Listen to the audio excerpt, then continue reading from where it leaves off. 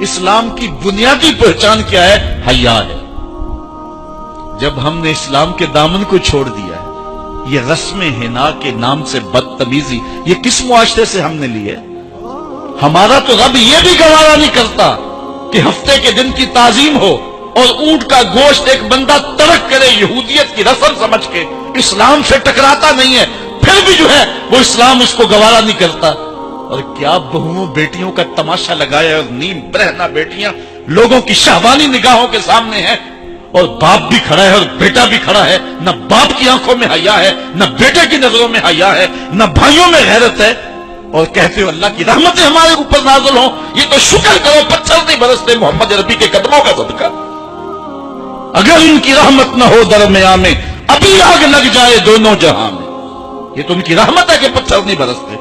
پچھلی قوموں نے ایک ایک جرم کیا، کسی کے اوپر پتھر برسے، کسی کے اوپر خون برسا، کسی کے اوپر ایسا زلزلہ آیا کہ نیچے والی جگہ اوپر اور اوپر والی بستیاں نیچے، لیکن اس امت پر ایسا نہیں ہوگا۔ اللہ کہتا محبوب تیری وجہ سے نہیں ہوگا، ورنہ حضور نے فرمایا کہ یہ امت پچھلی امتوں کے قدموں پر قدم رکھے گی۔ یہاں تک حضور نے فرمایا کہ اگر کسی شخص نے اپنی ماں کے ساتھ بھی زیادتی کیا تو یہ وہ بھی کرے گا۔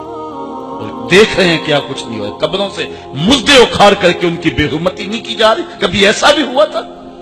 کیا کچھ نہیں ہو رہا؟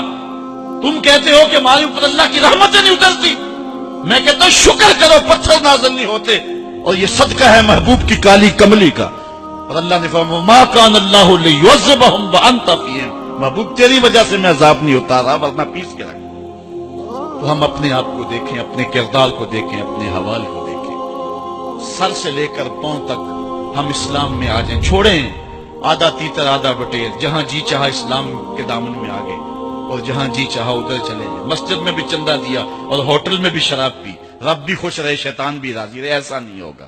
رب کہتے ہیں نہیں کرے، میرے ہو تو پھر میرے ہی ہو۔ کوئی بھی غیرت مند محبوب نہیں جو ہے تسلیم کرتا کہ میرا محب کسی اور کی طرف نظر اٹھا کے بھی دیکھے، تو رب سب سے بڑا غیرت مند ہے، وہ نہیں چاہتا میرا اور کسی اور کی طرف دیکھے۔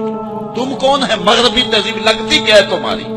اپنی ملت کا قیاس اقوام مغرب سے نہ کر، خاص ہے ترکیب میں تجھے قوم رسول ہاشمی۔ تم غیروں کی نقالیاں کرتے پھرتے ہو، تمہارے سامنے سیدہ عائشہ کی سیرت موجود نہیں ہے؟ تم مغرب کی ٹینوں بننے کی کوشش کرتی ہے میری بیٹی، تیرے سامنے محمد کی بیٹی فاطمہ کا نقشہ نہیں ہے؟ کدھر بھاگ رہی ہے؟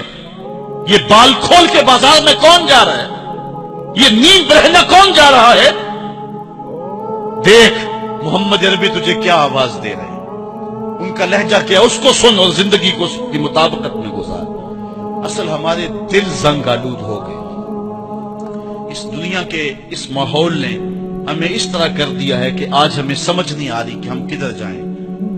علماء فرماتی ہیں جب دل زنگ آلود ہو جائیں تو پاک لوگوں کی صحبت اختیار کرو، اور کثرت ذکر، حضور نے ارشاد فرمایا لکل شین سقالہ وسقالۃ القلوب ذکر اللہ، ہر شے کا زنگ اتارنے والی کوئی چیز ہے، دلوں کا زنگ لگ جائے تو اللہ کا ذکر کیا کرو، دلوں کا زنگ اتر جائے۔